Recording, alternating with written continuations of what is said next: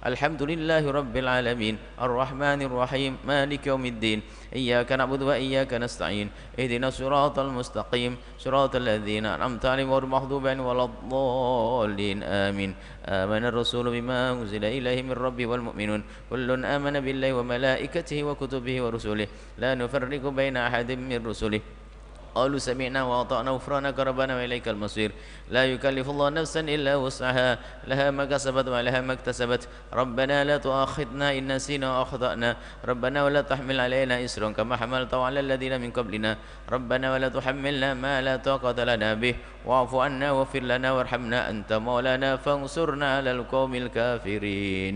Doa sendiri-sendiri sesuai dengan keinginan, dengan bahasa apapun Allah Maha Tahu.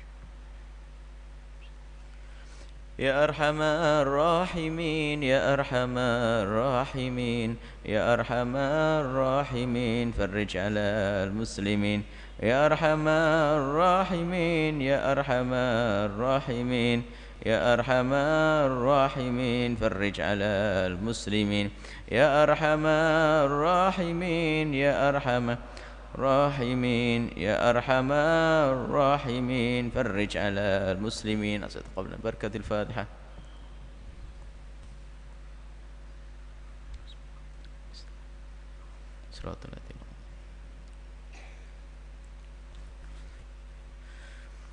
بسم الله الرحمن الرحيم. السلام عليكم ورحمة الله وبركاته. الحمد لله نحمده سبحانه وتعالى حمدا يوافي نعمه ويكافي مزيده. يا ربنا لك الحمد كما ينبغي لجلال وجهك وعظيم سلطانك. سبحانك لا نحصي ثناء عليك أنت كما أثنيت على نفسك فلك الحمد ولك الشكر على ذلك. اللهم صل وسلم على حبيبنا سيدنا محمد وعلى آله وأصحابه والتابعين لهم بإحسان إلى يوم الدين. اللهم يا ربنا أعنا على ذكرك وشكرك وحسن عبادتك. اللهم يا ربنا احشرنا يوم القيامة مع زمرة سلحائك وعلمائك وأوليائك ومع حبيبك سيدنا محمد. ارزقنا يا ربنا التوبة قبل الموت الشهادة عند الموت والجنة بعد الموت. أما بعد. Sangat kami cintai, kami muliakan para perindu ridha Allah, para pecinta baginda Nabi Muhammad sallallahu alaihi wasallam. Alhamdulillah Allah berikan kepada kita kesempatan untuk belajar ilmu agar kita semakin dekat kepada Allah, dan semoga Allah memberikan kepada kita keistiqomahan, memberikan kepada kita ilmu yang bermanfaat dan memudahkan kita untuk mengamalkan ilmu, dan semoga Allah menerima amal kita. Kita di majlis hikamnya Ibn Athaillah As-Sakandari, tapi seperti biasa sebelum hikam kita akan bacakan satu muqaddimah tentang fikih, mengambil dari panduan dengan dipandu oleh Imam Abi Suja dengan kitab takribnya, kitab yang sudah familiar masyhur. Kita sudah sampai kepada faslun fi isti'malil awani. Fasal ini tentang bagaimana kita menggunakan wadah-wadah, hukum wadah, mangkok, panci, piring, apa saja. La wala yajuzu isti'malu awani dhahabi. Tidak boleh, la yajuz bukan hukum tapi maksudnya adalah haram. Isti'malu awani dhahabi, menggunakan wadah-wadah dari emas, wal fiddati, dan perak. Wa yajuzu isti'malu ghairihima minal awani, dan boleh menggunakan selain daripada emas dan perak untuk wadah apa saja, dari apapun, biarpun lebih mahal. Ini adalah pembahasan spesial tentang emas dan perak.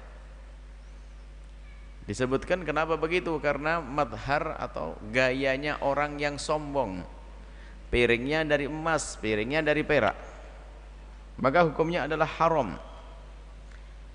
Sebelumnya kita akan bahas hukum emas dan perak bagi wanita untuk perhiasan, jelas halal, untuk anting, untuk cincin, untuk macam-macam.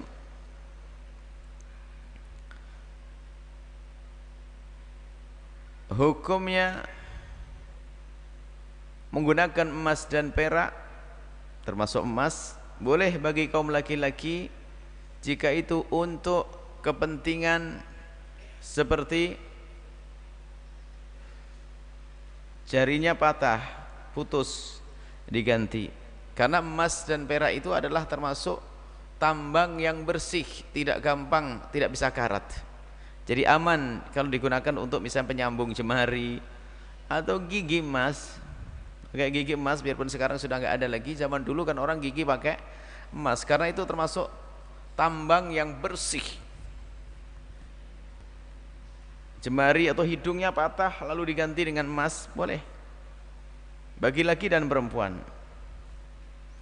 Adapun menggunakan cincin, emas dan perak boleh bagi wanita. Emas dan perak boleh bagi wanita, tapi bagi kaum pria haram menggunakan cincin dari emas. Berbeda dengan cincin dari perak. Nabi mencontohkannya kalau cincin laki-laki dari perak. Nah ini gambarannya dulu. Nah, kemudian kita bicara selain daripada perhiasan wanita, selain daripada cincin bagi kaum pria, perak dan emas serta perak bagi kaum wanita. Terlepas dari itu, apa itu wadah?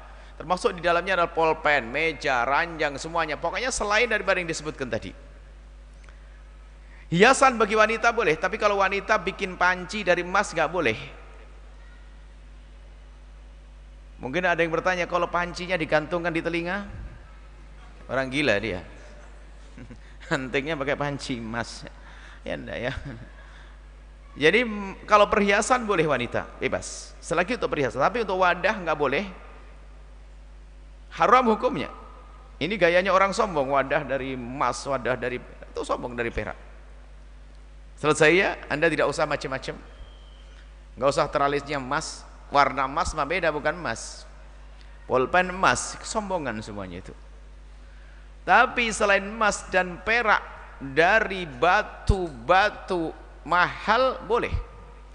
Piringmu dari zabarjat, piringmu dari yakut, piringmu dari batu virus, piringmu dari berlian, boleh. Karena apa? Kalau berlian, batu virus, batu itu nggak banyak orang tahu, yang tahu hanya ahlinya saja.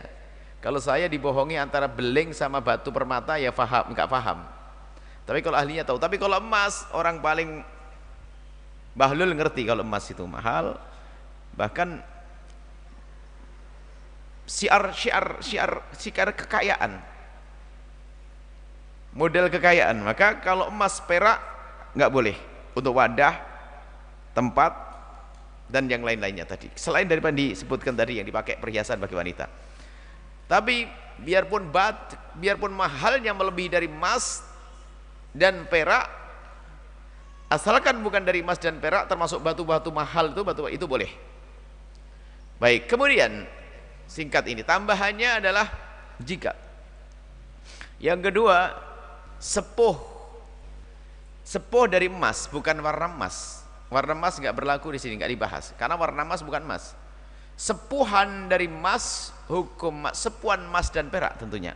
Untuk wadah, bukan untuk emas, bukan untuk hiasan. Kalau ya, jelas ya, kalau sudah emas dan peraknya saja boleh pakai wanita kok. Ini bukan bicara itu. Misalnya panci Anda sepuh.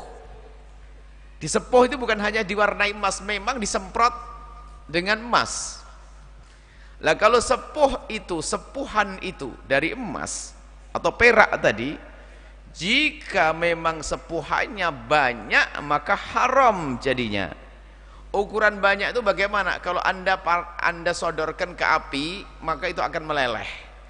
Kan yang bisa meleleh berarti kan banyak, maka itu haram menyepuh emas, menyepuh wadah dengan emas dan perak dengan sepuhan yang banyak. Tanda banyak adalah jika seandainya dipanaskan akan leleh. Baik, selesai. Ini mas sepuhan. Memang tidak banyak yang punya piring emas, tapi perlu dibahas juga.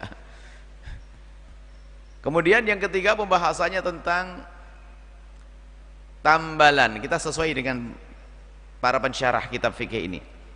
Dhabbah itu jadi kalau ada sesuatu yang retak dari panci, mangkok atau apa saja yang harus ditambal dan ternyata kok tambalannya pakai emas dan perak.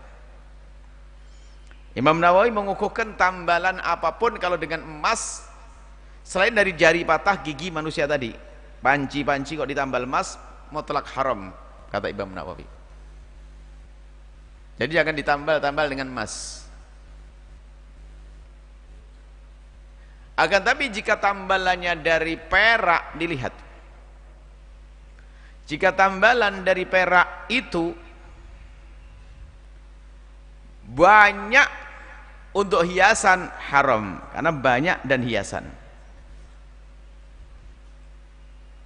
Ukuran banyaknya ini dikembalikan kepada uruf, ada sematakan sejempol emas, sejempol terlihat. Jadi kira-kira pokoknya orang langsung paham, kelihatan gitu, tahu.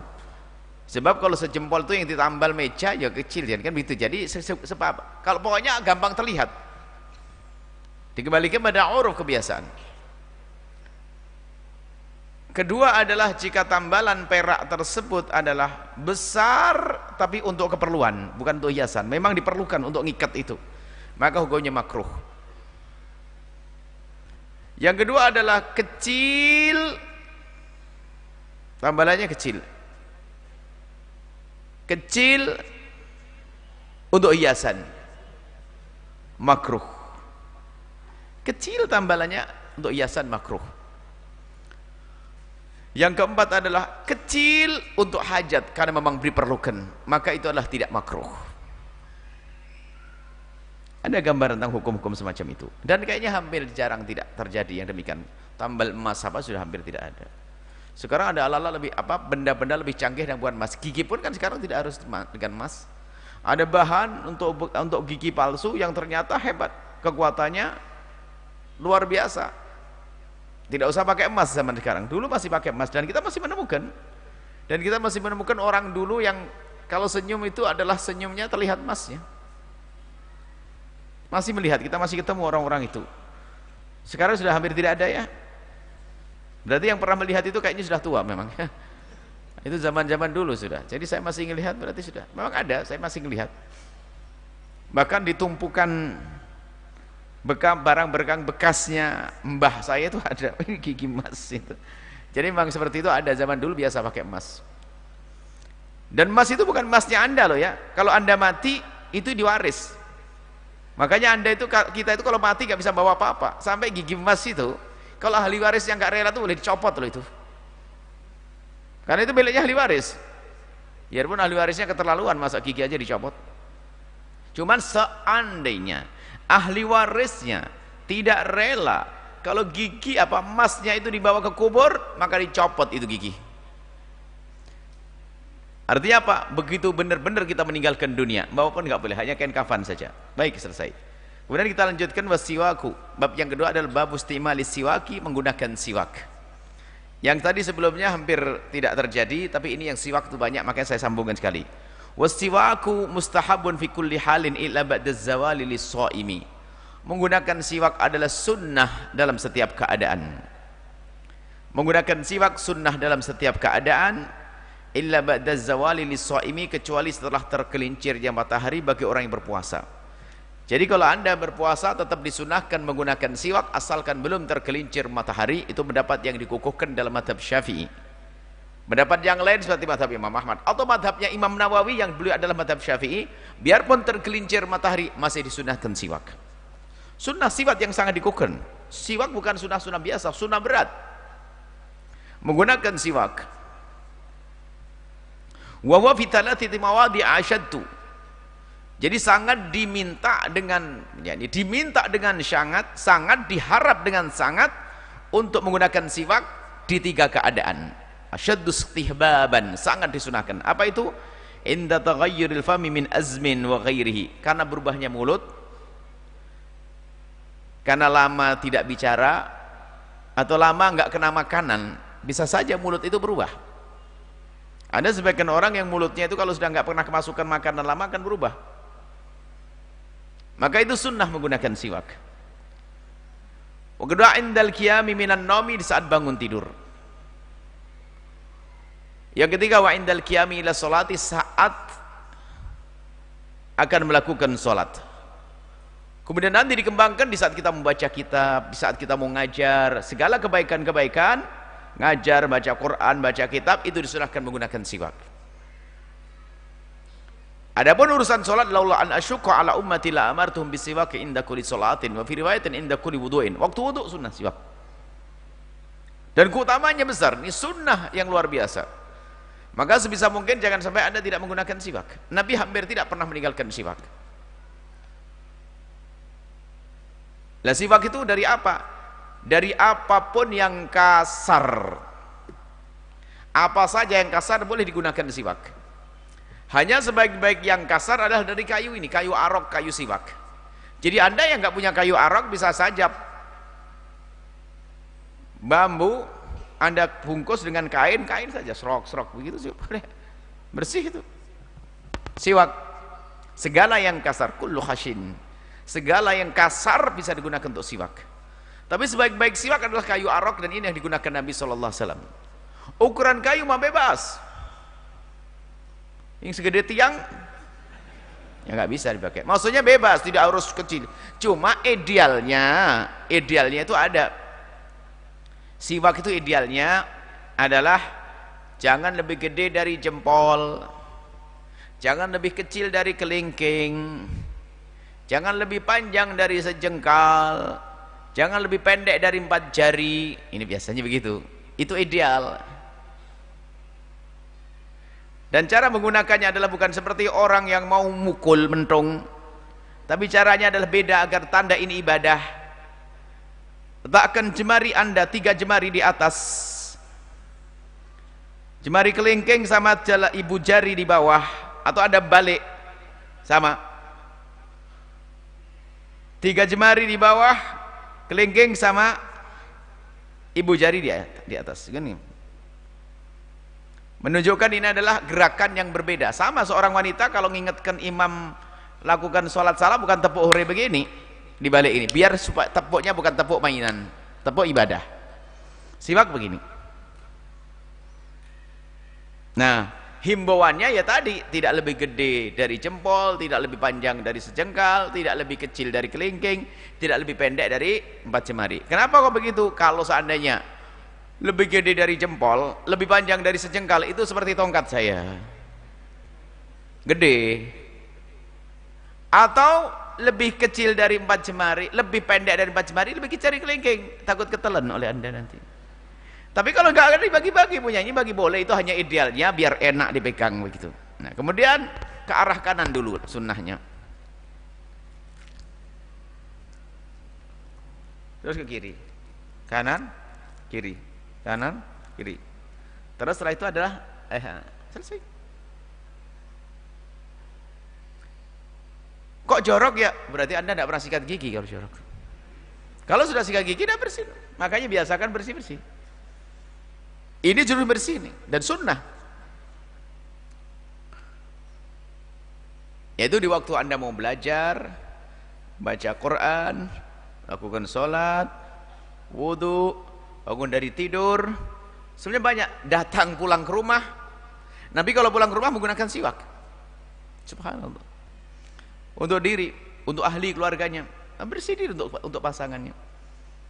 Nabi melakukannya. Sampai dari Siti Aisyah pernah ditanya, apa yang dilakukan Rasulullah kalau masuk rumahmu ya Aisyah? Nabi kalau masuk rumah itu menggunakan siwak. Ada apa dengan siwak? Meyakinkan kepada istrinya kalau mulut beliau bersih, padahal mulut beliau gak pernah kotor. Karena umumnya kalau sudah di kamar, suami istri halal untuk berdiskusi yang dekat, supaya tidak ada aroma-aroma yang. Tapi baginda Nabi yang sudah wangi pun masih begitu, bagaimana kita? Kadang saya sering pesan bapak-bapak kalau pulang ke rumah itu mampir pom bensin dulu deh, sikat gigi, bersih-bersih, siwakanlah. Sikat gigi apakah bisa jadi siwak? Sikat gigi bisa mewakili siwak, tapi itu bukan siwak. Sikat gigi. Bukan berarti nanti Anda langsung ke masjid langsung bawa sikat gigi strek-strek. Memang memenuhi syarat siwak. Segala sesuatu yang kasar. Cuman kalau Anda bawa sikat gigi kan aneh. Cuman di saat Anda sikat gigi niat siwak kan sah, dapat pahala. Ya, niat siwakan karena memang memenuhi syarat kasarnya itu. Tapi lebih tepat sikat gigi, tepatnya sikat gigi untuk membersihkannya. Membersihkan karena ada menjangkau wilayah-wilayah yang nggak bisa dijangkau oleh siwak. Mengeluarkan sisa-sisa makanan dan seterusnya adalah dengan sikat gigi. Baik, ini saja masalah siwak. Semoga Allah mudahkan kita untuk mengamalkan. Mudahkan siwak. Taruh sini. Nabi meletakkan siwak di sini, telinganya. Jangan taruh siwak di bawah, makruh. Tapi boleh. Kenapa? Kalau Anda sholat banyak, sholatnya di bawah, itu berat. Kenapa? Sudah terlanjur berdiri, siwaknya ketinggalan di bawah. Pungguk lagi di bawah. Di saku boleh, taruh telinga. Bapak-bapak kan bagi ibu-ibu repot. Intinya yang mudah untuk dijangkau. Selesai. Ini adalah siwak, adalah sunnah, jangan Anda tinggalkan. Belilah. Cuma 2.500. 5.000 pakai siwak sunnah. Bismillah. Kita langsung pada hikamnya Ibn Atha'illah As-Sakandari. Itu fikih kita hari ini. Qala Imam Ibn Atha'illah As-Sakandari rahimahullah ta'ala nafa'anna Allahu bihi wa bi ulumihi wa bi ulumi masyayikhihi fid dharaini amin ila anqal. Hikmah yang ke-85.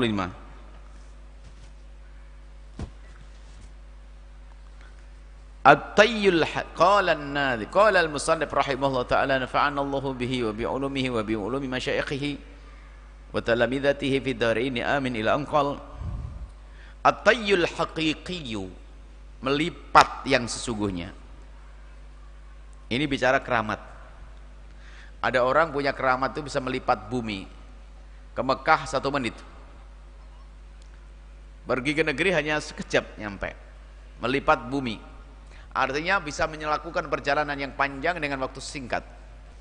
Biasanya itu adalah pembahasan tentang orang-orang wali yang punya keramat. Sholatnya di Mekah.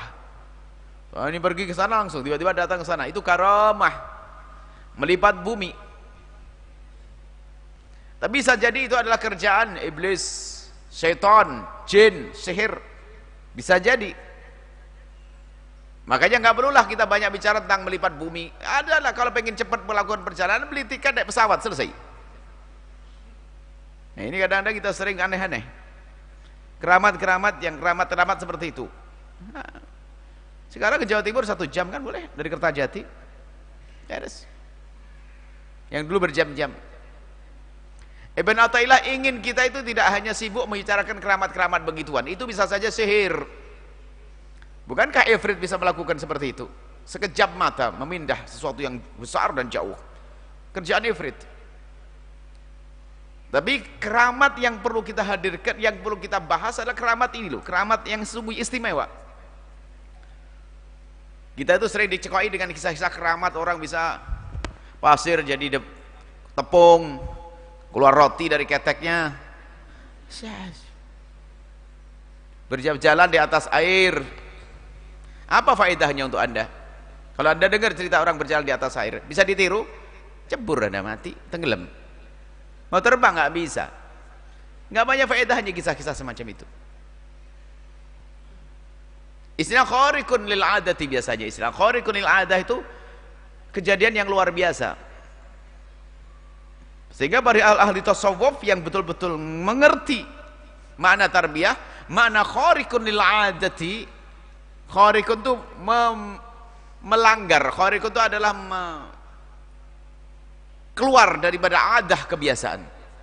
Nggak biasa. Jadi luar biasa. Wah, bisa terbang lah. Cuman para ahli tasawuf, ahli haq, ahli pembersih hati mengatakan khariqun lil adah itu adalah orang yang bisa keluar dari adat hawa nafsunya. Jangan dibawa kepada urusan-urusan dohir itu. Nah, kalau urusan dohir itu biasanya itu jor-joran dan bohong-bohongan. Dia nggak pernah lihat kiainya begitu, cuman karena dia pengen kiai jadi angkong, subhanallah, aku ngelihat kiai saya begitu. Bohong juga muridnya. Nah ini akhirnya bohong-bohongan, keramat-keramat begitu usah nggak ada. Oh, keramat kok dipamer-pamerin. Wali itu kalau punya keramat itu disembunyikan kayak seorang perempuan yang menyembunyikan darah haidnya, malu. Ini ceritanya macam-macam. Kadang-kadang murid berbohong ya, kenapa? Kalau gurunya terangkat, dia terangkat. Masya Allah, min karamati, keramatnya adalah aku melihat sendiri. Kenapa? Dia sholat, tiba-tiba lagi naik sampai sana. Mungkin benar, mungkin bohong, tapi bohong yang banyak. Cerita aneh-aneh. Nah ini kita sering disekoi dengan hal-hal kisah yang semacam itu.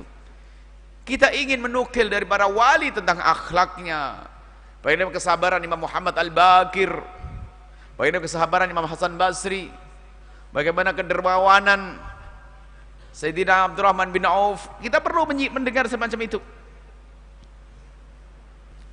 Bagaimana keilmuan, keluasan ilmu Syekh Abdul Qadir Jilani. Makanya a'dhamul karamati, paling agungnya karamah itu apa? Istiqomah. Bukan terbang di awang-awang, kupu-kupu itu. Jadi kalau anda bisa istiqomah, itu karamah yang Allah berikan kepada anda. Sholat malam bisa istiqomah, subhanallah. Sholawat bisa istiqomah, ngaji istiqomah, berderma istiqomah. Wali, keramat yang Allah berikan kepada hamba tersebut. Ini santri itu mondok puasa setiap hari hanya pengen apa? Pengen bisa makan api, bisa berjalan di atas air, pengen kalau lihat cecak langsung jatuh.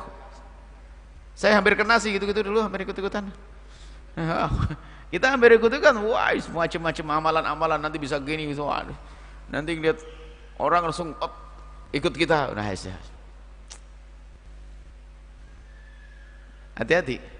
Kita perlu bahas lagi. Ibn Atha'il As-Sakandari ingin membawa makna ngelipat bumi. Kita pernah dengar cerita dan itu mungkin benar, para waliullah, namanya wali kok bisa sholat di Mekah. Hari ini pengajian di sini, ataunya jam ini juga sudah bisa pindah ke tempat lain. Mungkin.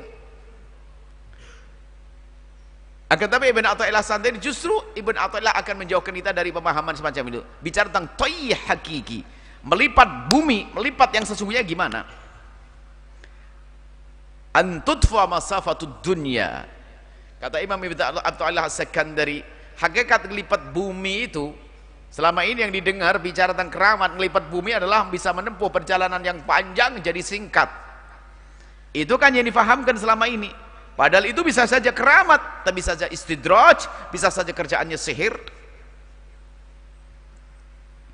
Tapi melipat bumi yang sesungguhnya ini, antutwa masafatud dunya, yaitu di saat dilipat perjalanan jarak dunia ini, angka darimu, hatta taral akhirata aqrabu ilaika minha, sehingga engkau melihat akhirat sangat dekat kepadamu.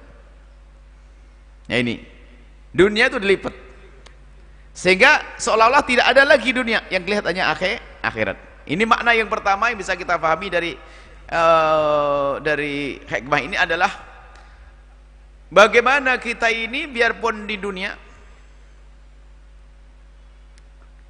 kita di dunia tapi merasakan begitu dekatnya akhirat, begitu dekatnya akhirat, sehingga karena dia merasa dekat dengan akhirat, seolah-olah kisah dunia itu sudah tidak ada bagi dia. Jadi begini, para kekasih Allah ada yang berkata begini, kalau seandainya di surga itu keindahannya seperti di saat aku melakukan bangun malam, niscaya sangat cukup. Allah, padahal dia di dunia begitu manisnya bagi dia di saat melakukan sholat malam. Lalu dia berkata, kalau seandainya aku di surga nanti diberi kenikmatan seperti yang aku rasakan waktu aku bangun malam, niscaya sudah sangat cukup. Artinya apa? Biarpun di dunia dia bisa merasakan indahnya bangun malam. Nah itu loh, itu wali. melakukan kebaikan, nikmat, sehingga dunia bagi dia sudah hampir tidak dirasakan lagi, karena dia sudah seolah-olah dengan Allah terus, dengan keindahan, dengan kenikmatan dari Allah Subhanahu wa taala. Lah ini, maka hendaknya kita membiasakan menghubungkan kehidupan kita di dunia ini dengan kehidupan di akhirat, sampai muncul keyakinan yang sesungguhnya ternyata sangat pendek di dunia ini. Coba, nah, karena sangat pendek, kenapa kita tidak sabar dengan yang pendek? Berapa sih umur kita? 100? Kurang dikit? Kasih 100 beneran mau? Giliran kasih 1 minta tambah dikit, manusia emang begitu. 100 anggap, tapi 100 itu dibanding dengan umur dunia Anda sedikit sekali 100 tahun. Sementara umur dunia yang ribuan tahun pun kalau dibanding dengan umur akhirat nanti gak ada apa-apanya, kecil. Sehingga menjadi tidak banding, tidak sebanding urusan dunia. Maka kalau orang faham seperti itu, bahwa di dunia ini sebetulnya sepanjang apapun umur kita, ternyata kita dibanding umur dunia pun sangat kecil. Sementara umur dunia pun dibanding umur akhirat sangat sedikit. Lalu kita ada di mana? Kita ada di sedikit, di dalam sedikit. Kemudian kita faham bahwa puji syukur kepada Allah, kita itu ternyata untuk berjuang, disuruh berjuang untuk memperjuangkan akhirat yang panjang dalam waktu singkat. Kalau umurnya sampai 5.000 tahun gitu gimana? Berat kita beribadah. Kalau orang kenal akhirat, tapi orang tidak kenal akhirat 5.000 tahun diharap atau tidak? Diharap, nggak mau mati-mati. Tapi yang kenal akhirat, bahwasanya kehidupan yang sesungguhnya keindahan adalah di akhirat. Memang orang tidak boleh minta mati, tapi bagi kekasih Allah, kematian adalah dirindukan untuk bertemu dengan Allah kalau memang ada jaminan surga. Sekarang berandai-andai saja deh, berandai-andai, ya karena berandai-andai jawabnya juga gampang. Berandai-andai, kalau seandainya tiba-tiba malaikat Jibril ngomong kepada kita saat ini, hei orang yang ada di majlis, kau mati saat ini, kau langsung masuk surga, mau ndak kira-kira? Mikir dulu, tokonya baru berkembang, masih ada anak di rumah, seolah-olah Allah tidak ngurusi anak kita. Kalau ngomong, kadang kita kalau ditantang misalnya untuk mati saat ini, bagaimana kira-kira? Langsung jaminannya surga. Semoga panjang umur. Itu kan berandai-andai, menunjukkan lah, itu loh tanda kita itu sebenarnya kecintaan kepada dunia ini menjadikan kita itu ingin berlama-lama di dunia. Memang kita tidak boleh minta mati. Cuman Ibn Athaillah itu ingin bahwasanya kita itu selalu rindu akhirat. Kemudian kita memikirkan akhirat itu panjang dan tidak berakhir, sehingga semakin kita menyadari begitu panjangnya akhirat, maka dunia menjadi kecil, sedikit, karena sedikit dia bisa tambah. Lah itulah melipat bumi, melipat dunia. Jadi apa? Ibadah. Pun saya sholat begini juga tidak lama, hanya paling 80 tahun. Saya menjaga kemaksiatan hanya, setelah itu aku akan dapatkan kenikmatan yang banyak. Itulah dunia dilipat, sehingga dia tidak merasakan sesuatu yang lama di dunia ini, sehingga dia bisa telengah, teledor, nyantai, singkat. Lipat bumimu itu, sadari kalau hidupmu itu sangat sedikit, sebentar. Maka di waktu yang sebentar ini harus persiapan untuk kehidupan yang lebih panjang lagi.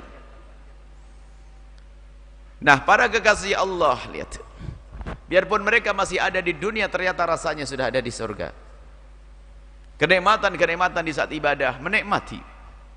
Keyakinan, pertama keyakinannya, laqasifa'anil ghita'u mazdadtu yakina. Kalau seandainya dibuka tabir ini, maksudnya kata Imam Ali bin Abi Thalib, kalau seandainya oleh Allah dibukakan neraka begitu, sudah nggak tambah lagi imannya. Karena apa? Biarpun belum melihat dengan matanya, tapi keyakinannya. Lalu keyakinan itulah yang menjadikan dia itu bersiap-siap untuk tujuannya. Urusannya dengan keyakinan. Kalau ada berita bahwasanya semoga kita dijauhkan dari malapetaka dan bencana. Misalnya di kampung kita ada berita bahwasanya sebentar lagi ada gempa bumi, tolong segera ngungsi. Yang ngomong adalah dari pemerintah. yang mereka punya perangkat-perangkat, alat-alat untuk mendeteksi tentang adanya gempa. Dikasih tahu dan disiapkan fasilitas untuk segera meninggalkan tempat tersebut. Bagaimana sikap kita menghadapi berita semacam itu? Tergantung keyakinan Anda. Kalau Anda nggak percaya, ngapain berkias? Kemudian ada berita lagi, tolong kita akan pindah ke seberang sungai sana, atau ke pulau seberang, sebab pulau ini akan hancur dalam waktu singkat. Terus ya kita akan pindah ke sana. Kemudian di sana nggak ada apa-apa. Terus bagaimana? Harus bawa bekal dari sini. Coba, kinerja Anda itu ada hubungannya dengan keyakinan Anda. Kalau Anda nggak yakin, Anda akan tenang-tenang saja. Ngapain pergi? Mana ada gempa lah, nggak percaya, maka terang-terang saja. Tapi kalau Anda punya keyakinan, Anda akan punya persiapan, dan persiapan Anda pun tidak kira-kira. Anda mau akan menyiapkan segala macam. Di saat Anda ingat sabun mandi, bawa sabun mandi, ingat bawa semuanya. Kenapa? Anda tahu di sana nggak ada lagi itu. Maka sesuai dengan keyakinan Anda itulah Anda akan berbuat. Makanya yang yakin adanya surga dan yakin adanya neraka, kemudian kok dia ogah-ogahan dalam mengamal melakukan kebaikan, meyakini adanya surga kok ogah-ogahan melakukan kebaikan, sebetulnya yang keropos itu imannya. Maka Ibn Athaillah Sakandari mengajak kita, biarpun engkau masih berada di dunia semacam ini, bagaimana ikatan hatimu kepada akhirat sangat kuat, sehingga terasa dekat sekali, dekat diyakini, dan seolah-olah terjadi, seolah-olah sudah berada di akhirat. Sehingga apa? Mumpung ada bekal, mumpung ada kesempatan. Sekarang begini, untuk menjelaskan bahasanya agar persiapan masalah melipat bumi, gini, kalau perjalanan Anda menuju ke sebuah tempat, Anda akan pindah ke pulau. Kalau waktunya masih panjang, apa yang Anda lakukan? Ya tenang-tenang persiapannya, kan begitu. Tapi kalau ternyata waktunya sudah mepet, Anda akan buru-buru. Waktunya terbatas sekali. Ayo cepat siapkan semuanya untuk pindah ke pulau sebelah. Dan di sini setelah itu akan dihancurkan oleh Allah. Nah, ini maka dia akan nyantai. Dia akan segera kalau dia tahu bahasanya waktunya tinggal sedikit. Tapi kalau sudah waktunya panjang, dia yang ntar dulu deh, ya jangan sekarang deh, kan masih setahun lagi. Ya kita pelan-pelan mau nyicil bolehlah. Tapi bagi orang yang meyakini dengan benar bahwasanya itu akan terjadi, dia akan berpikir lebih jauh lagi. Ya mulai sekarang saya siap-siap dong. Kalau saya harus ngirim ke sana, waktu berangkat nanti pindah ke pulau, apa yang bisa saya bawa? Mending saya kirim deh sekarang.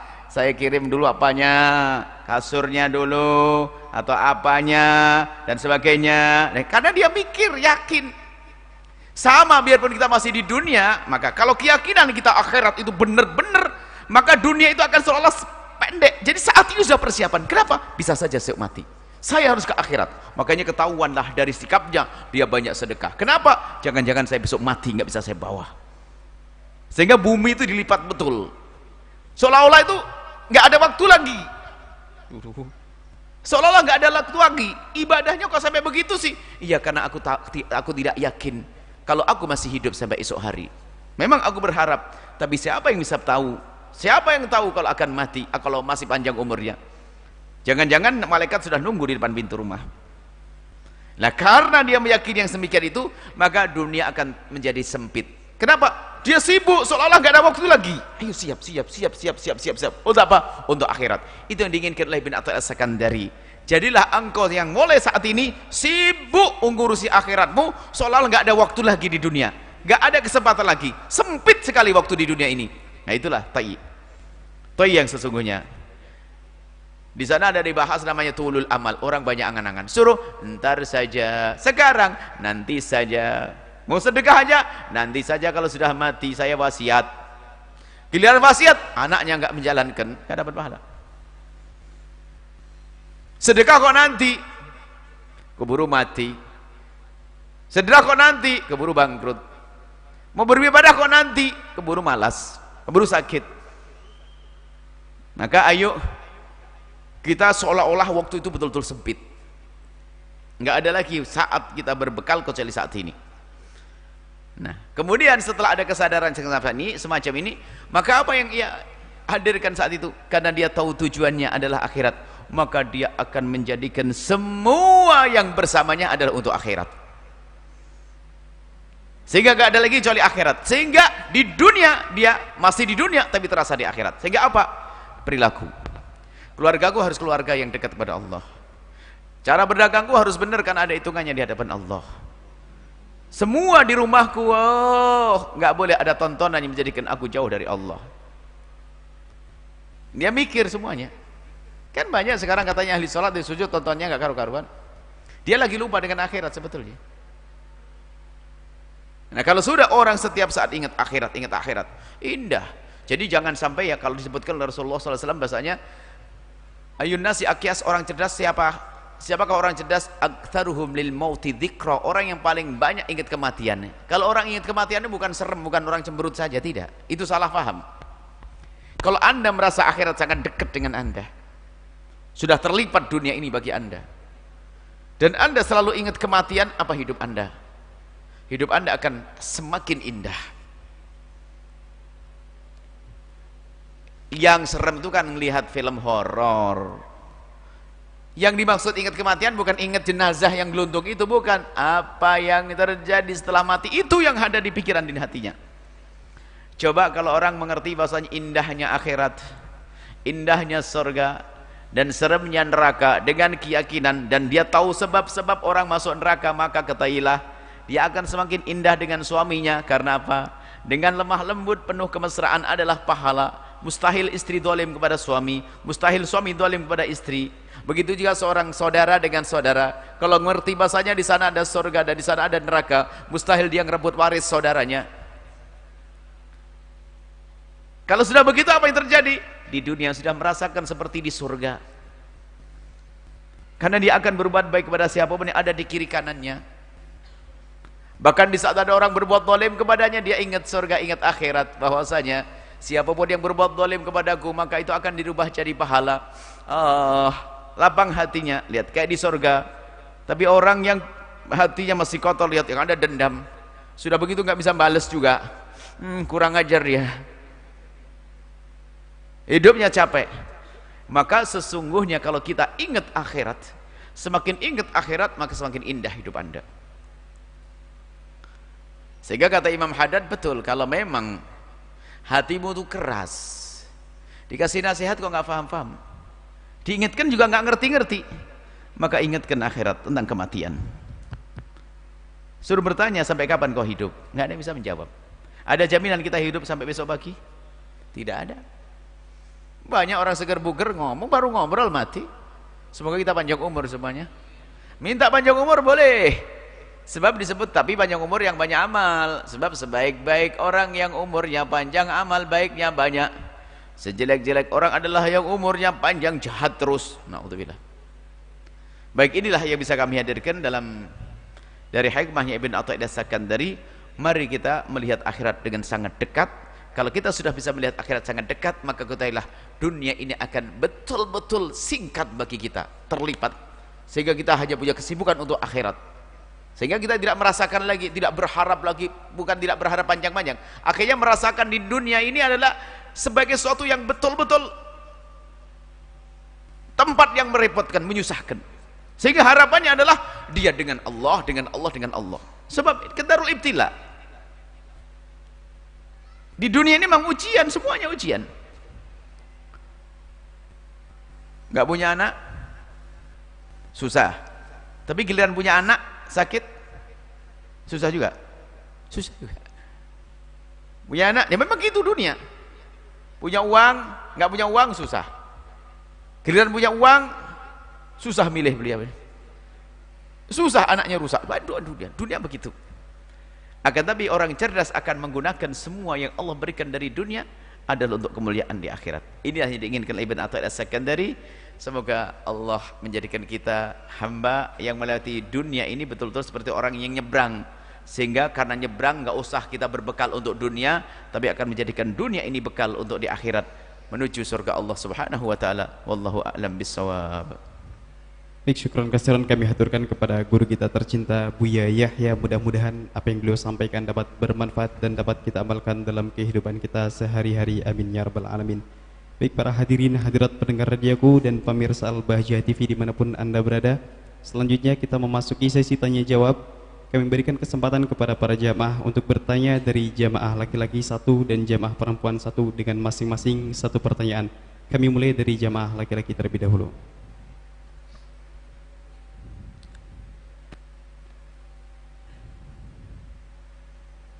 Bismillahirrahmanirrahim. Assalamualaikum warahmatullahi wabarakatuh. Salam. Semoga Buya dan keluarganya diberi perlindungan Allah Subhanahu wa taala. Amin. Mau bertanya Buya, misalkan saudara kita itu operasi Buya, jantung. Nah di situ kan kata dokter harus pasang ring gitu Buya, atau pen di dalam tubuh kita. Nah setelah itu dia meninggal, itu hukumnya gimana Buya? Iya. Terima kasih Buya. Assalamualaikum warahmatullahi wabarakatuh. Kalau sudah meninggal dunia dikubur, tidak ada masalah, tidak ada urusan, bukan harus dibedah lagi. Karena merendahkan orang meninggal nanti, nggak perlu diambil. Besinya biarkan selesai. Selesai orang meninggal dunia, ada ring, ada besi, ada apa? Platnya, ada platina. Nggak apa-apa. Nggak perlu diambil. Nggak perlu diambil. Yang kita sebutkan tadi adalah ini yang sudah diambil, gigi, emas. Karena gigi emas kan bisa dicoplok begitu. Tapi sesuatu yang di dalam menjadikan menghinakan mayat nggak boleh. Merendahkan mayat. Jadi besi yang tertanam di badan kalau meninggal dunia sudah dikubur. Bahkan gigi pun dikubur. Itu tadi kita sampaikan dalam pembahasan, jika seandainya ahli warisnya nggak rela kalau gigi emas bapaknya dikubur, boleh diambil. Tapi masa anak nggak rela? Keterlaluan banget giginya mau dicopot begitu. Itu pun di saat dicopotnya sangat mudah. Kalau ternyata dicopotnya sampai membuat satu bentuk yang tidak nyaman, tidak boleh. Jangan sampai kita punya perilaku yang merendahkan mayat. Seperti itu. Nggak usah lagi pennya diambil, bedah lagi, nggak usah. Tidak perlu. Adapun masalah ring biarpun emas jadi boleh, karena kalau memang harus dengan emas. Bagi kaum laki-laki sekalipun, karena untuk hajat seperti itu. Seperti itu. Wallahu a'lam bishawab. Dari jamaah ibu-ibu.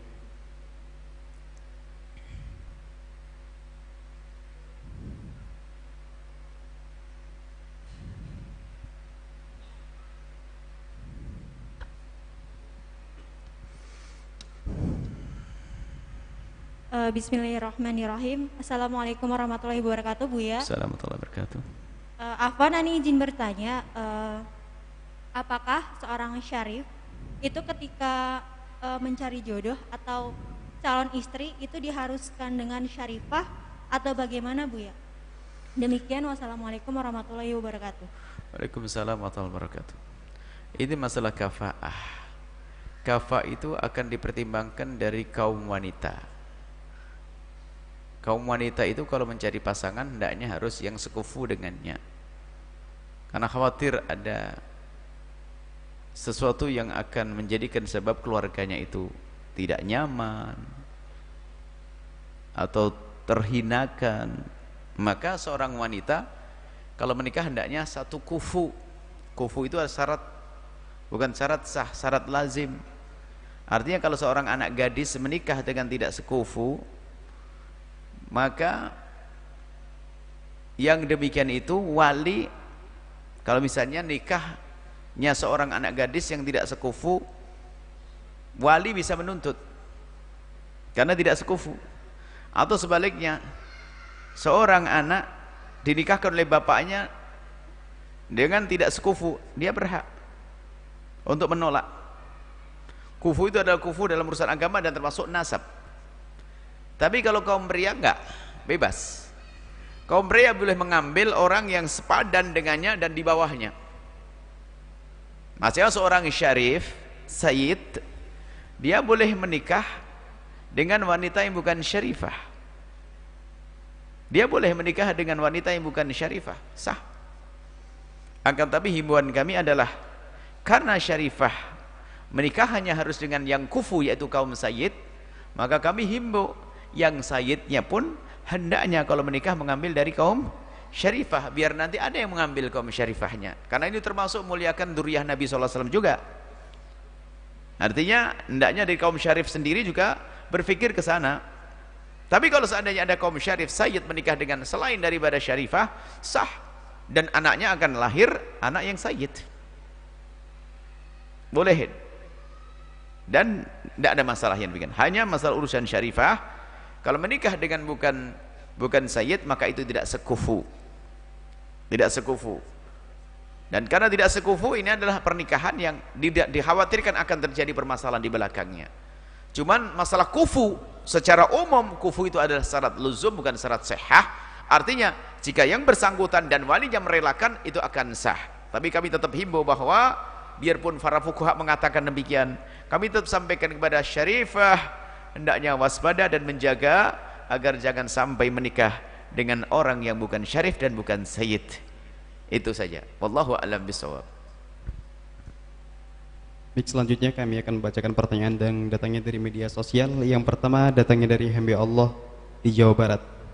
Buya, saya alhamdulillah bisa menyimak selalu kajian malam Selasa ini melalui media online live streaming. Dalam kesempatan ini saya mau bertanya tentang pembahasan cincin tadi, Buya. Bagaimana kaum Adam memakai cincin yang sesuai sunnah Nabi? Sebab saya lihat orang pakai cincin berbeda-beda caranya, Buya. Tadi kita bahas masalah cincin itu, masalah tempat. Tadi ada cincin. Baik. Masalah cincin begini. Hukum menggunakan cincin, ulama sebagian mengatakan bagi kaum wanita bebas. Bebas cincin emas, cincin perak. Mungkin yang dimaksud kaum pria tadi, kita singgung tadi. Kaum pria boleh menggunakan cincin dari perak. Adapun hukum menggunakan cincin dari perak, ini ulama sebagian mengatakan mubah, bukan sebuah kesunatan, hal yang boleh saja. Sebagian ulama mengatakan sunnah, dan itu yang lebih dekat. Kenapa? Karena biarpun itu semula mubah, hampir disepakati oleh para ulama, kalau asli mubah, yang semula itu adalah boleh saja, bukan suatu yang sunnah, dan itu dikerjakan Nabi, kalau kita ngikuti jadi sunnah kok bagi kita.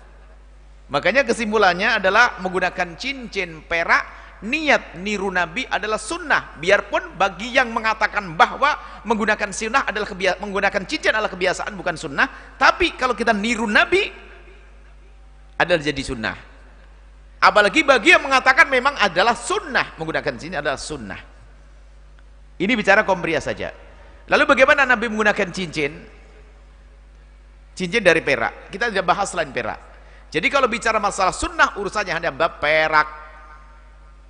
Nah, cara menggunakan Nabi bagaimana? Nabi SAW dalam hadis dari Sayyidina Anas, riwayat Imam Muslim, Sayyidina Anas mengatakan, anna Rasulullah SAW, bahasanya Rasulullah SAW, labisa khatama fiddatin, menggunakan cincin dari perak, fi yaminihi, di jemari kanannya, fihi fassun habasyun, habasyun, ada matanya, mata itu didapat dari Habasyah sana. Cincin Nabi ditaruh di tangan kanannya dan ada matanya. Wa kana Nabi yaj'alul fassa mimma yalil kaffa. Nabi menjadikan batu cincinnya itu adalah di telapaknya, begini. Jadi ditaruh di dalam begini. Kalau begini bagaimana mendapatkan kesunahan menggunakan cincinnya? Kalau Anda begini ada tambahan karena Nabi menggunakan di dalamnya. Tadi disebut tangan kanannya. Kemudian ada riwayat lain lagi, karena khatamun Nabi SAW, bahwasanya khatamnya Nabi Muhammad SAW itu adalah dalam riwayat lain, Sayyidina Anas juga meriwayatkan, fi hinsirihil yusra, di jemari kirinya. Hadirin muslim, di khinsir, khinsir itu jari manis kiri. Jari manis kiri. Jadi Nabi menggunakan cincin, tadi disebutkan di tangan kanannya, kemudian ada riwayat lagi di kelingking kirinya. Maka menggunakan cincin kanan kiri boleh. Ulama madhab Syafi'i menghimbau tayamun, tetap digunakan kanan. Tadi kalimat Nabi pernah menggunakan kanan, Nabi pernah menggunakan kiri dalam riwayat tersebut. Cuman diutamakan kanan karena Nabi yuhibbut tayammun, Nabi senang dengan kanan. Hinsir jari manis. Jari kelingking. Hinsir jari kelingking. Jari kelingking hinsir. Nah, kemudian ada riwayat lagi dari Sayyidina Imam Ali dari Rasulullah, nahani Rasulullah melarangku an atakhattama, Nabi melarangku menggunakan cincin fi hadhihi, menunjuk fi hadhihi itu fa'auma'a, kemudian Sayyidina Imam Ali berisyarat kepada fa'auma'a ila as-sababata ini walati taliha, dan yang setelahnya. Artinya apa? Tapi Nabi melarang saya menggunakan cincin di sini. Kalau pakai cincin jangan di jari telunjuk. Ulama mengatakan makruh. Walati taliha, dan jari tengah. Maka jangan gunakan cincin di telunjuk dan jari tengah. Maka gunakanlah di kelingking atau di jari manis. Ini bagi laki-laki. Kalau perempuan mah boleh jemari 5. Ini babnya laki-laki saja. Maka kelingking hinsir, maka dari ulama mazhab Syafi'i dikumpulkan dari kumpul hadis, maka di kelingking dapat kesunahan kanan seperti ini. Tapi kalau Anda melihat orang yang pakai cincin di tangan kirinya, insya Allah dapat kesunahan di sini, di jari manis sama jari kelingking. Adapun berbilangnya cincin, mazhab Malik mengatakan makruh, mazhab Syafi'i boleh-boleh saja. Sebaiknya tidak usah berbilang cincinnya, satu saja. Bahkan sebagian mazhab mengatakan, kayak mazhab ada mengatakan israf, berlebihan, nggak boleh. Jadi paling aman adalah satu. Kalau ada pakai 2 cincin, mazhab kita Syafi'i memperkenankan, boleh. Tapi bukan sunnah berbilang cincin. Sunnahnya adalah 1. Di jari kelingking atau di jari manis, dan diupayakan matanya masuk ke dalam. Kalau mati keluar boleh. Tapi jangan untuk mukul ya.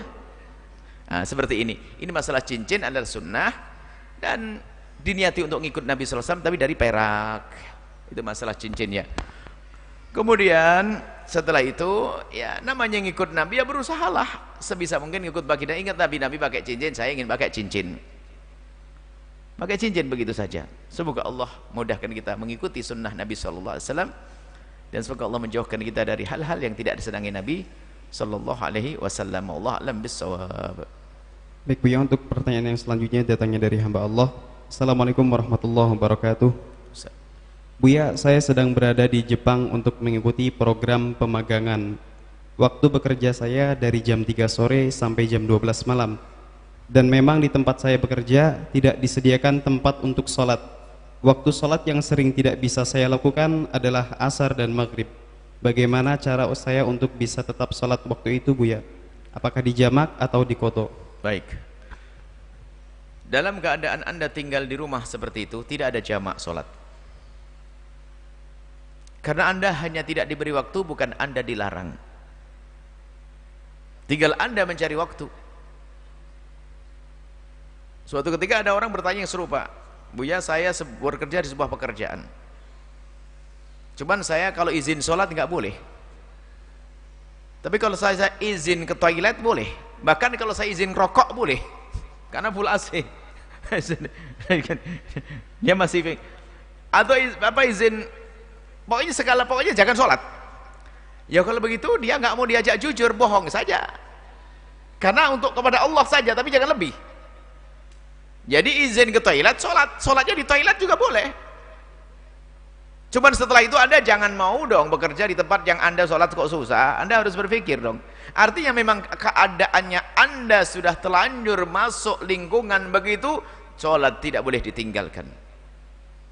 Karena tidak darurat, pekerjaannya masih bisa. Bukan Anda memegang orang sakit seperti yang ditanyakan kemarin, seorang dokter yang operasi itu boleh jamak, dokter operasi 8 jam, dilepas mati itu pasien, jamak takdir, jamak takdim. Tapi Anda bekerja yang bisa ke toilet, bisa mau minum kopi, maka izin minum kopi sedikit, sholat setelah itu. Anda harus pandai-pandai mensiasati itu semuanya, sebab urusan dengan Allah. Yang nggak benar adalah Anda di saat bekerja, ikatan Anda kerja melakukan sholat sunnah, pergi musola sholat sunnah 20 rakaat. Nah ini Anda nih nggak amanat. Tapi wajib, harus sholat wajib, karena itu untuk Allah, bagian untuk Allah subhanahu wa ta'ala. Nggak boleh ada yang melarang. Bahkan tidak dianggap melanggar kalau kita untuk melakukan yang fardu. Biarpun katanya nggak boleh, anda bekerja sini, anda nggak boleh sholat, anda harus langgar dia. Kenapa? Demi untuk kenal Allah, untuk dengan Allah Subhanahu Wa Taala. Jadi seperti itu, anda harus tetap berusaha tidak pakai jamak-jamakan. Kecuali anda sudah masuk sana, sudah ada yang mengancam, yang sholat ditembak. Waduh, jadi jamak nanti. Kalau nggak ada ancaman-ancaman yang membahayakan, anda tetap harus sholat tepat waktu. Dengan cara yang mudah, anda bisa sholat di mana saja, di gudang, di jalan, di toilet sekalipun. Loh, kok toilet bengol? Oh, darurat. Toilet kan suci, bawa sajadah, ambil plastik, jangan sajadah, saya basah, plastik. Biar aman, plastik disakui, sudah kasih panjang.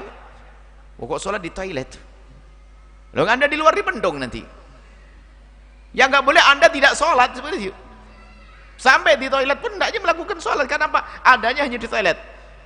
Dan mungkin anda pun tidak harus sampai di toilet kok. Ambil toilet di Jepang kan bersih juga nanti. Jadi seperti itu. Intinya apa? Tidak ada orang yang boleh meninggalkan sholat.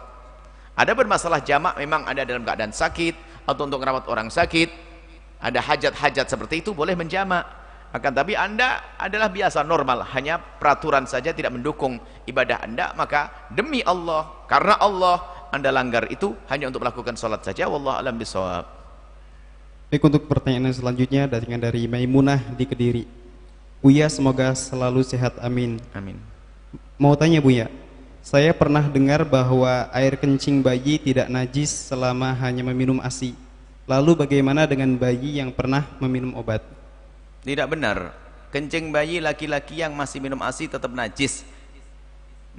Cuman namanya saja ulama nyebut najis ringan. Biarpun najis ringan, sholat anda tetap tidak sah. Jadi najis ringan, najis tengah-tengah, najis berat itu sama-sama menjadikan sholat tidak sah. Hanya ulama membedakan ada najis mukhaffafah, mutawassil, mughaladzah itu dalam urusan mensucikannya, bukan urusan sah tidak sahnya. Najis mughaladzah dipakai sholat tetap tidak sah, najis mukhaffafah sama tidak sah, hasilnya sama. Hanya dibedakan para ulama karena cara mensucikannya beda. Kalau najis yang bayi kecil yang belum 2 tahun, laki-laki, hanya minum air susu, maka itu namanya najis mukhaffafah. Cara mensucikannya cukup anda percikkan air suci, mensucikan ke wilayah yang terkena najis kencing bayi, maka itu sudah suci. Adapun obat tidak akan merusak, obat tetap saja. Jadi kalau bukan tidak suci, bukan tidak najis, tetap najis, tapi namanya tetap mukhaffafah. Pertanyaannya tadi mengatakan tidak najis. Tidak najis, bukan tidak najis, cuma najis, namanya najis mukhaffafah. Maksudnya begini mungkin pertanyaannya, apakah bayi yang masih kecil yang hanya minum ASI kemudian minum obat, apakah obatnya merusak najis mukhaffafah? Jawabnya obat tidak. Obat tidak banyak pengaruhnya karena darurat, bukan nasi bubur ya. Obat, kalau obat enggak, tetap najisnya najis mukhaffafah. Wallahu a'lam bishawab. Untuk pertanyaan selanjutnya datangnya dari Abdul Ghafur di Surabaya. Buya, yang ingin saya tanyakan adalah apakah sah jika kita berwudu dengan cara memasukkan tangan ke dalam gayung? Karena saya banyak melihat orang-orang melakukan seperti itu. Lalu bagaimana juga tentang mandi junub yang menggunakan niat ightiraf yang letaknya itu sesudah niat mandi junub sebelum menyentuh air? Ini kesalahpahaman sebagian orang menganggap bahwa air yang sedikit itu kalau kesentuh itu langsung menjadi mustakmal. Itu salah paham. Air mustakmal adalah air yang sudah digunakan untuk basuh yang wajib, basuh wajah, basuhan yang pertama yang netes itu adalah mustakmal. Maka selagi air bukan digunakan untuk membasuh yang wajib, maka itu belum dianggap mustakmal. Contoh, ada gayung kecil begini atau panci kecil begini, ada air yang bisa dipakai wudu. Lalu anda berwudu, anda ciduk dengan tangan anda, enggak mustakmal ini. Anda jangan ragu masalah ini. Ini kan kesalahpahaman santri ngantuk, karena kerjaannya ngeliwat saja mungkin. Itu bukan mustakmal. Kita ambil air dengan tangan kita wudu. Yang mustakmal mana? Ini loh yang menetes, ini mustakmal. Di sini enggak akan jadi mustakmal. Kemudian ambil tangan lagi segini, enggak mustakmal. Yang mustakmal yang jatuh. Boleh dengan tangan, boleh. Nah, hanya kemudian mandi besar sama. Kalau anda niat mandi besar, anda pada dayung, anda air sedikit, anda gebyur gini sah. Yang mungkin yang menjadikan sebab dia bimbang adalah Kalau habis membasuh wajah kan membasuh tangan. Sebab biasanya ulama mencontohkan begini. Kalau Anda niat mandi besar, air sedikit, niat mandi besar, kan anggota yang harus dibasuh dalam mandi besar kan sekujur tubuh. Kalau Anda ada air sedikit, Anda sentuh aduk-aduk gini nggak ada masalah. Anda masukkan kaki nggak masalah. Tapi air ini akan menjadi mustakmal jika waktu Anda mau mandi besar niat begini. Aku niat mandi besar, celip, Anda masukkan jemari lalu Anda angkat. Mustakmal. Kenapa? Karena sudah digunakan untuk nyuci bersih tangan. Sama di saat Anda wudu, waktu giliran membasuh tangan, kemudian waktu itu di panci kecil Anda masukkan tangan, niat membasuh tangan. Niat membasuh tangan, baru Anda masukkan, Anda angkat, airnya jadi mustakmal. Cuman kalau Anda niatnya untuk mengambil air, itu namanya ikhtiraf tadi dari yang bertanya. Kalau Anda niatnya bukan ingin mensucikan tangan, tapi niatnya mengambil, nggak ada masalah. Yang penting niatnya bukan membasuh tangan di dalam gayung atau panci. Yang penting niat Anda adalah bukan ingin membasuh di dalamnya, tapi niat mengambil. Lah, ikhtiraf itu niat ngambil. Jadi biarpun airnya sedikit, Anda boleh begini. Boleh. Yang penting niatnya niat ngambil, bukan niat membasuh tangan. Tapi kalau Anda niat basuh tangan, menjadi mustakmal itu nanti. Karena apa? Waktunya Anda membasuh tangan. Tapi kalau tidak niat untuk membasuh tangan, Anda aduk-aduk, nggak akan jadi mustakmal. Ini loh kesalahpahaman yang sering terjadi, santri ngantuk tadi. Jadi air sedikit sudah mustakmal. Bukan ya Ustadz. Yang mustakmal adalah yang sudah digunakan untuk basuh yang wajib. Seperti itu ya. Dari pertanyaan ikhtiraf itu mengambil. Mengambil ikhtiraf itu menyintung. Kalau Anda niatnya menggayung, biarpun untuk mandi besar sah, nggak ada masalah. Air tidak akan rusak karena niatnya Anda mengambil. Selesai. Wallahu a'lam bishawab. Kemudian pertanyaan yang selanjutnya datangnya dari hamba Allah di Jakarta. Assalamualaikum warahmatullahi wabarakatuh. Assalamualaikum warahmatullahi wabarakatuh. Buya, di negara kita ada jamaah yang bercita-cita ingin menegakkan khilafah Islamiyah. Bahkan jamaah ini sudah mengangkat khalifah atau Amirul Mukminin, dan jamaah ini mengajak seluruh kaum muslim untuk gabung dengan mereka dengan cara menyatakan baiat berdasarkan hadis yang artinya, barang siapa mati tidak ada ikatan baiat di lehernya, maka matinya seperti mati jahiliyah. Buya, apakah memang boleh mendirikan jamaah khilafah Islamiyah di negara kita yang sudah ada kepemimpinan negaranya, dan apa makna sebenarnya hadis tersebut? Terima kasih Buya. Pertama adalah man mata wa ala al-isa alihi bai'atun mata maitatan jahiliyatan. Kalau ada orang mati kok belum berbaiat kepada satu kepemimpinan yang benar, maka dia matinya seperti mati orang jahiliyah, bukan kafir, matinya mati maksiat. Ini hadis itu maknanya apa? Baiat itu seperti apa sih? Baiat itu bukan berarti langsung kita baiat, itu hanya berlaku berbaiat itu hanya berlaku bagi orang-orang yang punya pemahaman. Orang awam jatuhnya orang awam mengikut. Yang berbaiat ahlil hal wal aqd. Jadi orang yang punya posisi penting yang bisa menaikkan dan menurunkan, itulah yang membaiat, yang akan mengangkat seseorang, yang akan memilih. Artinya kalau Anda memang orang yang punya kompetensi, punya keahlian, Anda sebagai orang yang bisa menentukan, mengangkat dan menurunkan seseorang, lah kalau sudah ada orang benar tidak Anda angkat, Anda dosa. Seperti itu. Jadi makna baiat itu seperti itu. Baiat itu bukan, maknanya luas sekali, termasuk kalau ada seorang pemimpin kita ngikut, ini sudah masuk baiatnya. Nggak harus kita salaman dengan Pak Kepala, Bapak Imam, nggak. Jadi cukup kita mengikuti taat. Bahasa lain baiatnya bagi orang awam adalah taat, kecuali dalam maksiat kepada Allah. Baiatnya orang awam adalah patuh kepada pemimpin selagi bukan untuk maksiat. Kalau maksiat nggak boleh patuh, la ta'ata li makhlukin fi maksiatul khaliq. Nggak boleh patuh kepada makhluk dalam bermaksiat kepada Allah. Biarpun yang nyuruh presiden nggak boleh. Tapi semua peraturan yang dibuat oleh imam kita, pemimpin kita, selagi itu ada maslahat, maka wajib kita patuh. Maka kalau lampu merah Anda wajib berhenti. Kalau Anda berjalan nabrak orang, dosa. Itu kan peraturan yang dibuat. Nggak ada di Quran hadis begitu tulis saja lampu merah, nggak ada. Tapi itu yang menentukan pemerintah, Pak polisi. Tapi kalau sudah lampu hijau Anda jalan nabrak orang, nggak dosa, biarpun urusan sama polisi. Tapi kalau lampu merah Anda nyelonong, maksiat Anda. Ya, gitu. Nah, seperti itu masalah baiat bagi orang awam seperti kita adalah ngikut, patuh kepada imam kecuali dalam urusan kemaksiatan. Maksiat enggak ada patuh dalam maksiat. Nah, kemudian apakah kepemimpinan seperti negara kita ini sah? Pemimpin di negara kita adalah sah sebagai seorang pemimpin, sehingga nggak boleh kita keluar dari pemimpin tersebut. Sampai walaupun dalam akidah kita Ahlussunnah, biarpun imam fajir, biarpun pemimpinnya adalah nggak bener, kita nggak boleh keluar, sebab kalau keluar ini kita akan membahayakan rakyat. Tapi kalau pemimpinnya nggak bener, yuk kita benerin dong, gitu. Yuk kita benerin, kita kritisi. Kalau ngajak keluar nggak dibenarkan, apalagi membuat satu sistem pemerintahan baru, apa tadi namanya, khilaf di dalam, nggak boleh, bukhot namanya. Hati-hati, jangan, nggak boleh kita kalau sudah ada pemimpin kemudian membuat di dalamnya kepemimpinan baru lagi, nggak boleh ini.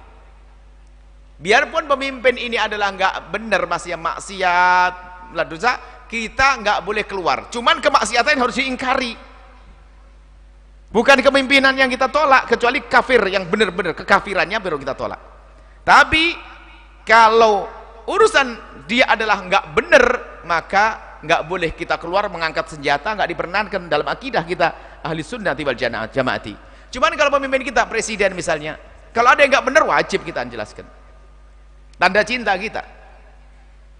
Saya pengen juga didengar omongan saya, biar sama-sama masuk surga, biar saya masuk surga. Kalau Pak Presidennya dengar omongan saya, selamat masuk surga, kan saya lumayan selamat, kan begitu. Kita juga tidak boleh doakan presiden semoga masuk neraka nyungsep, nggak boleh. Kata Imam Hasan Basri, sejelek apapun pemimpinmu, hendaknya kau doa yang baik, sejelek apapun, sampai berkata, kalau seandainya aku diberi oleh Allah satu doa yang dikabul, niscaya yang saya doakan adalah pemimpinku, biarpun fajir, jahat, gak benar, semoga Allah berikan hidayah, kan begitu. Maka kita mendoakan semoga pemimpin kita dapat hidayah, pemimpin kita diberi oleh Allah bimbingan, semoga Allah dijaga oleh Allah dari segala ketidakbenaran, dijauhkan dari orang yang ikan menjerumuskannya. Biarpun pemimpin itu terserah, jelek baik, doanya seperti itu. Kalau baik semoga tambah baik, kalau jelek semoga menjadi baik. Nggak ada doa jelek itu, nggak diperkenankan. Ini adalah dalam hukum semacam itu. Tapi kami ingatkan juga, wahai para pemimpin, dimulai dari Pak RT sampai Pak Presiden, Anda punya tanggung jawab di hadapan Allah. Kullukum ra'in wa kullukum mas'ulun an ra'iyati. Kalau seandainya orang jadi presiden tahu begitu besar amanatnya, nggak ada yang mau jadi presiden. Tidak ada kemaksiatan di pojok kota Jakarta kecuali akan ditumpangkan kepada dia kalau dia tidak, kalau dia punya kemampuan. Berat jadi presiden. Makanya kalau ada orang jadi presiden, jadi seharusnya kita doain semoga Allah ampuni, semoga Allah berikan kekuatan, kita doain. Kasihan sebetulnya, kan begitu. Berat. Semoga Pak Presiden dengar suara ini, kemudian pejabat yang lain dengar suara ini, sehingga menjadi pejabat yang soleh, presiden yang soleh. Berubah pokoknya Pak, gini bahasanya, aku jadi presiden belum tentu ke depan jadi presiden lagi, aku ingin jadi presiden di akhirat juga, berjuang untuk umat Nabi Muhammad. Wah, ini baru benar, nah. Sudah jabatan akan berakhir, musuhan sama rakyat, musuhan sama Allah, mati nyungsep masuk neraka, kan kasihan kalau itu. Ya nggak rela dong kita.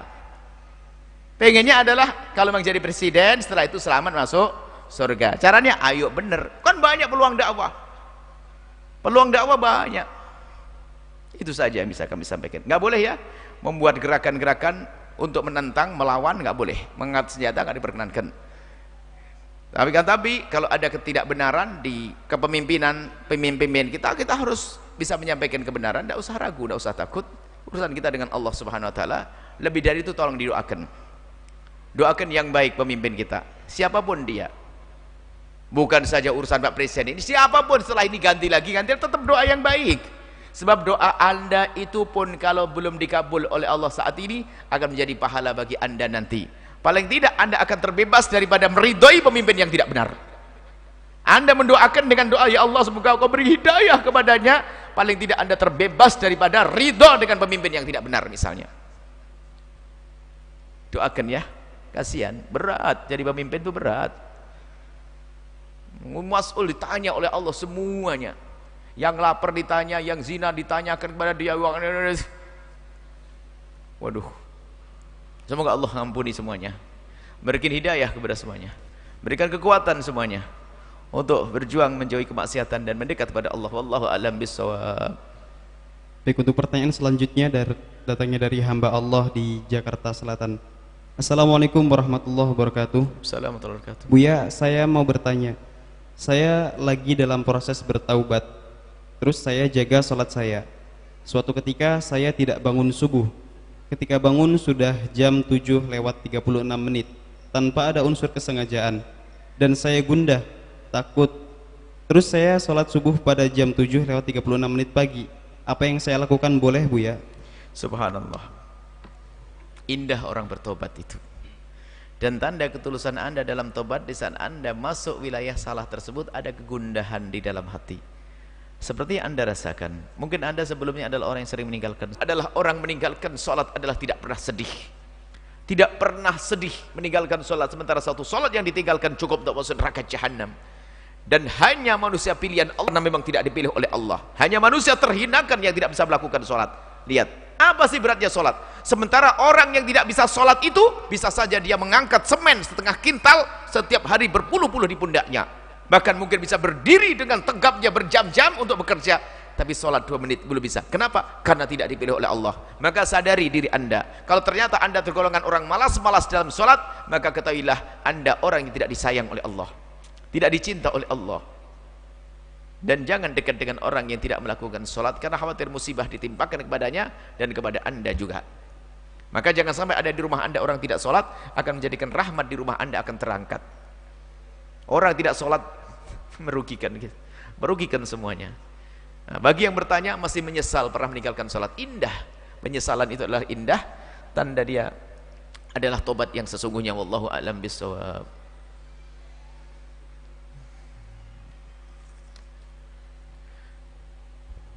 Maulid Akbar Satu Hati di Al-Bahjah 6 Rabiul Awal sudah dekat ya, 3 November.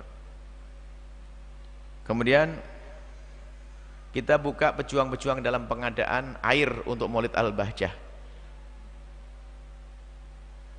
Air memang sudah ada dari saudara-saudara hamba Allah yang sudah mendatangkan air, beberapa tangki yang sudah masuk. Kemudian kita masih memerlukan yang lainnya. Kemudian juga gotong royong sore untuk perapian-perapian lokasi. Kemudian di Maulid Akbar kita perlu banyak seperti terpal, kabel terminal, permadani, karpet, kipas, dispenser, wajan kecil, wajan besar, termos, ampli, toa, lampu, kompor jos dan yang lainnya. Baik. Kemudian ini pengumuman yang sangat penting untuk memetik buah. Selama ini kita ngaji, pengen dekat kepada Allah, pengen beramal dan sebagainya. Sekarang kita perlu ngamalkan ilmu. Ada, alhamdulillah, ini puji syukur dulu bahwa pesantren pusat, tanah di samping belakang pesantren itu oleh sang pemiliknya diberikan kepada pondok untuk dibeli. Alhamdulillah, jual tok kalau ke pondok saja sudah dapat kemuliaan ya. Dia mendapatkan taufik juga dari Allah, jualnya kok ke pondok. Coba kalau jualnya kepada orang yang digunakan untuk maksiat, kan dapat dosa juga. Maka kita doakan yang telah menjual tanahnya untuk pondok pesantren, kemudian juga gampang urusannya, semoga Allah mudahkan segala urusannya, Allah lapangkan rizkinya, semoga uang yang didapat akan bermanfaat untuk sanak kerabat dan keluarganya. Ini yang menjual. Dan semuanya sudah beres dan sekarang sudah mulai diuruk insyaallah. Akan tapi belum dibayar oleh pondok. Maka kami ajak untuk semuanya ikut berpartisipasi wakaf ini, masya Allah, wakaf tanah. Memang dananya tidak teramat amat besar karena juga tidak terlalu luas, hanya 5.000 meteran, kurang lebih 2,5 miliar, 2,5 miliar. Maka yang ingin berpartisipasi silahkan. Yang ambil 1 meter 500-an ribu atau 1 juta atau 2 juta atau hanya 100.000. Yang penting ayo, mungkin ada orang tuanya pernah berpesan saya ingin wakaf, Anda bisa hantarkan ke sini ya. Dan waktunya, temponya adalah secepatnya dalam 1 bulan 2 bulan. Maka siapapun Anda yang punya rezeki silakan. Bagi yang belum, jangan lupa doa di tengah malam. Ya Allah, doanya sederhana, ya Allah kirimkan kepada kami ahli surga yang bisa membantu dalam urusan pembebasan tanah ini. Kemudian tambah, ya Allah jadikan kami bersama mereka. Kalau Anda doanya dikabul, yang gak punya duit dikasih duit sama Allah. Yang nggak punya keinginan jadi beri keinginan, insyaallah. Jadi ini luasnya, luas tanahnya 1/2 hektar. Kalau Anda ingin transfer dimanapun Anda berada, ayo bersegera bergegas. Dan kami lebih senang kalau yang membantu banyak orang. Kalau seandainya ada satu berkata, Buya 2,5 miliar akan saya cukupi, kami akan jawab, ambil separuh, separuhnya untuk bangun pondok, beri kesempatan yang lain untuk bergabung. Kami lebih senang kalau yang membebaskan tanah ini banyak orang, berarti saudara kita banyak. Yang naik ke kendaraan, kalau itu jadi kendaraan di akhirat nanti. Yang naik penumpangnya jadi banyak. Kami lebih senang kalau semua ini bergabung. Sekecil apapun ketahuilah Anda akan bergabung. Mengikat diri Anda dengan Nabi SAW.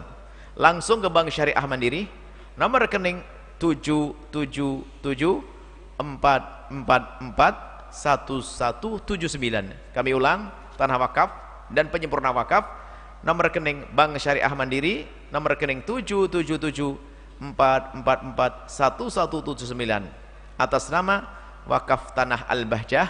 Kalau ingin mendapatkan informasi, Anda bisa langsung telepon ke nomor 0853 112 22225, 0853 11 kemudian 2 kalinya 5 kali, 1 2 3 4 5 22225, bingung, 0853 11 22225. Baik, ini saja insyaallah.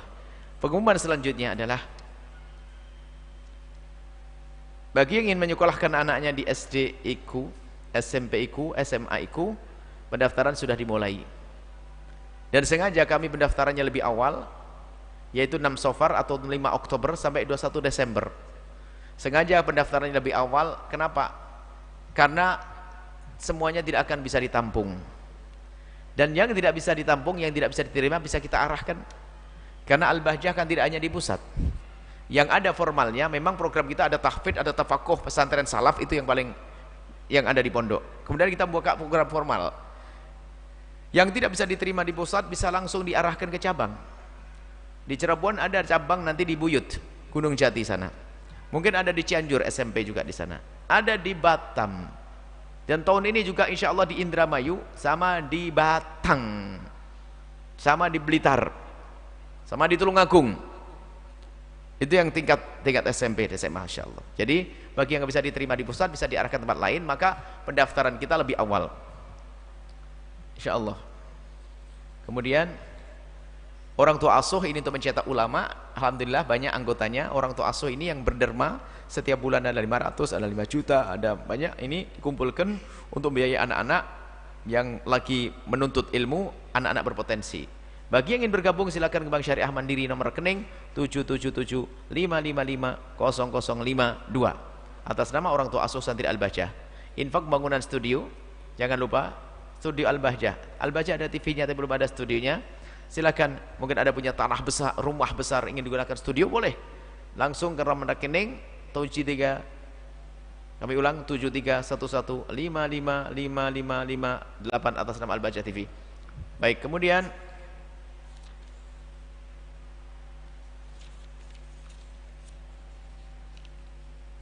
mana tadi? Wakaf tanah sudah.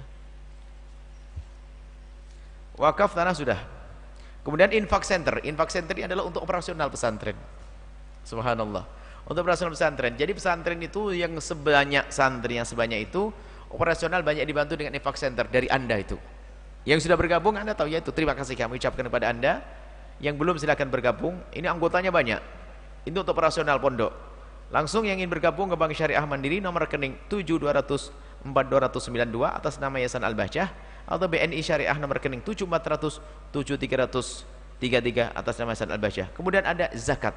Tapi zakat bukan untuk bangun pondok, zakat bukan dimakan santri, tapi zakat akan diberikan kepada yang berhak dari kaum fakir miskin yang membutuhkannya. Langsung ke nomor rekening 072004200 072004200 BNI Syariah atas nama Yayasan Al-Bahjah, atau langsung kantor Miska. Dan juga kita infak sosial membantu korban bencana. Yang ingin membantu bencana alam ada di Maluku kemarin, dari tim juga ke sana. Langsung Anda bisa salurkan ke Bank Muamalah nomor rekening 1390123 123. Baik, kita langsung mohon, kita berdoa ya. Bismillahirrahmanirrahim. Alhamdulillahirabbil alamin. Allahumma shalli ala sayyidina Muhammad wa ala sayyidina Muhammad. Irhamna wa la tu'adzibna, wansurna wa la takhdhulna, wa'afina wa la tumritna, wa akrimna wa la tuhinna, wa athirna wa la tuthil alaina innaka ala kulli syai'in qadir. Allahumma ya Allah, pandang kami dengan kasih sayang dan cinta darimu, dan kami mohon ya Allah, jaga kami, jaga keluarga kami, jaga masyarakat kami. Kami mohon ya Allah, berikan kepada kami pemimpin yang baik. Jika pemimpin kami baik, tambahkan kebaikannya. Jika pemimpin kami tidak baik, ya Allah, berikan hidayah, berikan petunjuk, dan jadikan dia pemimpin yang baik, baik untuk umat kekasihmu Nabi Muhammad. Dan kami mohon ya Allah, ampuni orang tua kami dan guru-guru kami, berikan kasih sayangmu kepada mereka semua ya Allah. Allah, ya Allah, anak-anak kami jaga mereka, jadikan mereka anak-anak ahli surga. Dan kami mohon para santri kami, jadikan mereka santri-santri yang kelak menjadi ulama-ulama kekasihmu Nabi Muhammad. Ya Allah, ya Rahman, ya Rahim, wahai Zat yang Maha Kasih, yang sempit rezeki ya Allah, dari kami lapangkan rezeki kami dengan rezeki yang halal pun berkah. Yang sakit sembuhkan, yang punya hutang mudahkan kami dalam bayar hutang kami, wujudkan keindahan dalam rumah tangga kami, suami istri yang saling mencintai karenamu, dengan anak yang soleh solehah yang dibanggakan oleh kekasihmu Nabi Muhammad. Yang belum menikah, jaga kehormatan kemuliaan mereka, mudahkan kelak untuk mendapatkan pasangan orang-orang mulia yang engkau muliakan, yang menjadi sebab mereka mulia di dunia dan di akhirat. Dan kami mohon ya Allah, jauhkan kami dari meninggalkan salat, jauhkan kami dari zina, jauhkan kami dari sebab kehinaan ya Allah, jauhkan kami dari zina yang busuk dan kau hinakan itu ya Allah. Maka kami mohon ya Allah, jika ada di antara kami ada hamba-Mu yang punya masa lalu kelam, pernah terpeleset dalam zina, kami mohon angkat ya Allah, ampuni ya Allah, tutup aibnya ya Allah, berikan kesadaran ya Allah, buka pintu halal untuknya ya Allah. Dan ampuni kami dan mereka semua, jauhkan kami dari menggunjing berzina, dan jauhkan kami dari menggunjing siapapun ya Allah. Dan kami mohon ya Allah, jaga negeri ini, berikan ketentraman di negeri ini Allah. Dan kami mohon panjangkan umur kami dalam ketaatan serta sehat walafiat. Dan kami mohon jadikan kami hamba yang saling mencintai karenamu ya Allah. Setelah engkau kumpulkan kami di sini, jangan kau pisahkan ya Allah. Kami ingin selalu bertemu dan bertemu dalam rindu, dalam cinta, dalam kasih sayang, hingga kelak di surga bersama kekasihmu Nabi Muhammad. Ya Allah, ya Allah, jauhkan kami dari berbuat zalim kepada siapapun ya Allah. Jauhkan kami dari berbuat zalim kepada pasangan kami Allah. Jauhkan kami dari berbuat zalim kepada keluarga kami. Dan kami mohon ya Allah, berikan kepada semua yang telah berjuang bersama kami ketulusan dan keikhlasan, ketulusan dan keikhlasan, ketulusan dan keikhlasan. Kembalikan kepada mereka dengan segala kebaikan di dunia dan di akhirat. Dan kami mohon ya Allah, kirimkan kepada kami hamba-Mu yang tulus dan ikhlas, ahli surga-Mu ya Allah, yang bisa berjuang bersama kami, dan jadikan kami bersama mereka ya Allah. Jadikan kami bersama mereka ya Allah. Dan kami mohon ya Allah, panjangkan umur kami dalam ketaatan serta sehat walafiat. Berikan kepada kami semua husnul khatimah, mati dalam keadaan iman. Dan kami mohon ya Allah, jadikan ucapan kami di akhir hayat kami kelak saat Engkau hendak mencabut nyawa kami. Kami ingin saat itu ya Allah, hati dan lidah kami mampu mengucapkan kalimat agung dan mulia, la ilaha illallah Muhammadur Rasulullah, la ilaha illallah Muhammadur Rasulullah, la ilaha illallah Muhammadur Rasulullah sallallahu alaihi wasallam. Rabbana atina fid dunya hasanah wa fil akhirati hasanah wa qina adzabannar. Wa sallallahu ala sayyidina Muhammadin wa ala alihi wasallam. Walhamdulillahirabbil alamin. Al-Fatihah.